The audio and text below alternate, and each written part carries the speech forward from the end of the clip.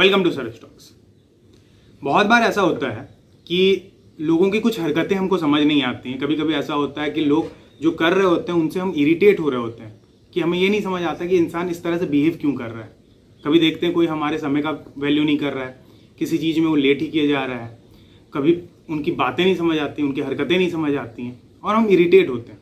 आज इसी सिनेरियो पे एक छोटी सी स्टोरी है जिससे हम समझ पाएंगे कि जब लोग एक पर्टिकुलर तरीके से बिहेव करते हैं उसके पीछे कोई ना कोई पर्टिकुलर रीज़न होता है और हमको उस सिनेरियो में किस तरह से बिहेव करना चाहिए, किस तरह से उस सिनेरियो में रिएक्ट करना चाहिए।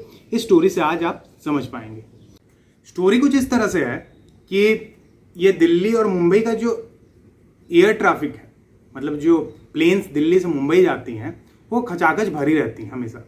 बिकॉज दिल्ली और मुंबई एक ऐसा शहर है हमारे इंडिया का जहाँ पे मेजर कंपनियां हैं, मेजर सीईओज इसी रूट पे ट्रैवल करते हैं।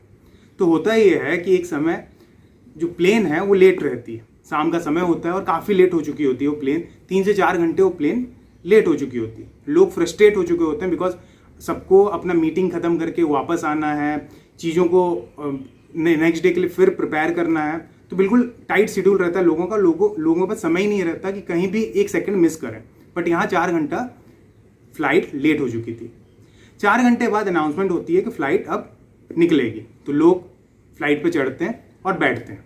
जैसे बैठते हैं लोगों को लगता है अब फ्लाइट निकलेगी और उनका जो समय बर्बाद हुआ है उससे बच जाएंगे, कुछ काम तो हो ही जाएगा। बट थोड़ी देर बाद फिर एक अनाउंसमेंट होता है कि फ्लाइट अभी और आधा घंटा रुकेगी और रीज़न कोई एक पैसेंजर है जो अभी चढ़ा नहीं है, उस पैसेंजर के लिए वो फ्लाइट रुक रही थी। अब लोग और ज़्यादा फ्रस्ट्रेट होते हैं कि 3 घंटा 4 घंटा लेट होने के बाद भी ये पैसेंजर आया नहीं और हमारे समय को समझ नहीं रहा है, बर्बाद कर रहा है। तो फिर भी लोगों के पास कोई ऑप्शन रहता नहीं है तो वो वेट करते हैं।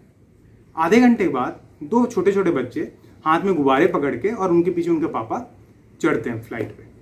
जैसे इन लोगों को देखते हैं लोग कि बच्चे फ्लाइट पे गुब्बारे पकड़ के चढ़ रहे हैं, कूद रहे हैं, नाच रहे हैं और उनके पापा उसके साथ चढ़ रहे हैं और उनको पता लगता है कि इसी आदमी के लिए और आधा घंटा फ्लाइट डिले हुई है, तो सभी लोगों को बहुत गुस्सा आता है।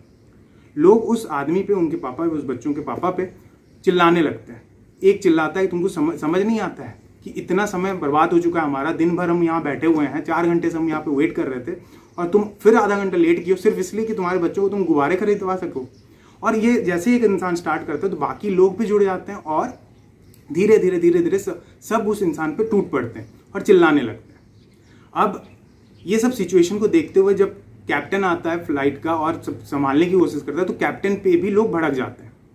ये सब देख के जो आदमी जिस पे लोग भड़क रहे थे वो बोलता है कि आप लोग जो भड़क रहे हैं सही है, बस मेरी एक बात सुन लीजिए, मैं क्यों लेट किया, मैं क्यों अभी तक नहीं आ पाया था। तो लोग फिर भी फ्रस्ट्रेटेड रहते हैं, क्या बताओगे, तुम इतना लेट कर रहे हो, पता चल रहा है बच्चे यहाँ कूद रहे हैं, नाच रहे हैं, इसके लिए तुमने लेट किया हुआ है। तो आदमी बोलता है कि ये जो बच्चे आप देख रहे हो, जिनके हाथ में आप गुब्बारे देख रहे हो और ये नाच खेल रहे हैं, आज सुबह ही इनकी मम्मी एक्सपायर कर चुकी है और उसका बॉडी है उसको पास करने के लिए, ताकि उसको हम ले सके साथ में अपने फ्लाइट में, उसी में हम वेट कर रहे थे, उसी के लिए लेट हो गया, उसी के कारण आधा घंटा हम डिले से आए। आप खिड़की के बाहर देख भी सकते हैं उसका कॉफिन जो है वो लोड हो रहा होगा फ्लाइट में। जब लोग इसको देखते हैं और सुनते हैं लोग चुप हो जाते हैं। उनको बड़ा दुख होता है कि सिचुएशन को बिना जाने बिना समझे उन्होंने किस तरह से रिएक्ट किया। वो बच्चे जो छोटे छोटे हैं उनको ये भी नहीं पता था कि उनकी मम्मी का देहांत हो गया, वो एक्सपायर कर चुकी है और इनके पापा ने उनको बहलाते फुसलाते हुए फ्लाइट में बैठा दिया है। ये सब सिचुएशन को देखने के बाद लोग बिल्कुल दुखी हो जाते हैं और जो उनका गुस्सा था वो खत्म हो जाता है। लोग फिर फ्लाइट अटेंडेंट्स को बोलते हैं कि आप लाइट को डिम कर दें और अभी कोई खाने पीने के सामान को लाने की ज़रूरत नहीं है, फ्लाइट में ऐसे ही हम शांति से चुपचाप से जाएंगे। और फ्लाइट चलती है, फ्लाइट टेक ऑफ करती है और मुंबई पहुंचती है। जैसे मुंबई पहुंचती है, जनरली होता क्या है, जब फ्लाइट में कोई उतरता है तो बहुत सब हड़बड़ी से उतरने की कोशिश करते हैं, अपनी सीट से उठते हैं, जल्दी से उतर जाएं। बट यहाँ पे ऐसा नहीं होता है, सब अपने सीट पे बैठे रहे और उन लोगों ने उस इंसान को बोला कि आप पहले उतर जाइए क्योंकि आपका काम हमसे कहीं ज़्यादा अर्जेंट है। और वो बच्चों को लेकर उनका पापा उतर गया। ये जो छोटी सी स्टोरी है, इससे मैं क्या समझाना चाह रहा हूँ, ये वही लोग थे जो कुछ समय पहले फ्लाइट में इसलिए चिढ़ रहे थे बिकॉज वो आदमी आधा घंटा लेट कर गया और झगड़ा कर रहे थे। बट अब जब वो मुंबई के एयरपोर्ट पे पहुंचे हैं तो वहाँ पे उन्होंने क्या किया, उस आदमी को उतरने का मौका दिया। रीज़न क्या है? बिकॉज अब उनके पास पूरा पिक्चर क्लियर था। उन्होंने अपने दिमाग में एक शिफ्ट किया जिसको बोलते हैं पैराडाइम शिफ्ट। उन्होंने सोच को बदला कि पहले उनको ये लग रहा था कि मैं इंपॉर्टेंट हूँ, मेरा समय बर्बाद हो रहा है, लेकिन जैसे उन्होंने देखा कि उनसे ज़्यादा इंपॉर्टेंट चीज़ कुछ चल रही है, किसी की लाइफ चली जा चुकी है, कुछ बच्चे अनाथ हो चुके हैं, तब उन्होंने वो सोच बदली। और जैसे उन्होंने सोच बदली उनका रिएक्शन बदल गया। बहुत बार ऐसा होता है कि हम चीज़ों को जानते नहीं है, पहचानते नहीं है और हम रिएक्ट कर जाते हैं। पूरा इन्फॉर्मेशन हमारे पास होता नहीं है और जब हमें चीज़ें पता चलती हैं तो हमें बहुत बुरा लगता है। तो कभी भी रिएक्ट करें, कभी भी चीज़ों को देखें तो पूरा इन्फॉर्मेशन लेने की कोशिश करें। इंसान कोई चीज़ कर रहा है तो उसके पीछे कोई ना कोई रीज़न होगा। हम जो भी करते हैं हमारे पास एक वैलिड रीज़न होता है। हो सकता है वो सामने वाले को पता रहे ना रहे। उसी तरह से सामने वाला भी जो कर रहा है उसके पास कोई ना कोई रीज़न होगा। उस रीज़न को अगर हम समझें तो हमारे जो रिलेशनशिप्स हैं लोगों के साथ वो ज़्यादा बेटर हो जाएंगे।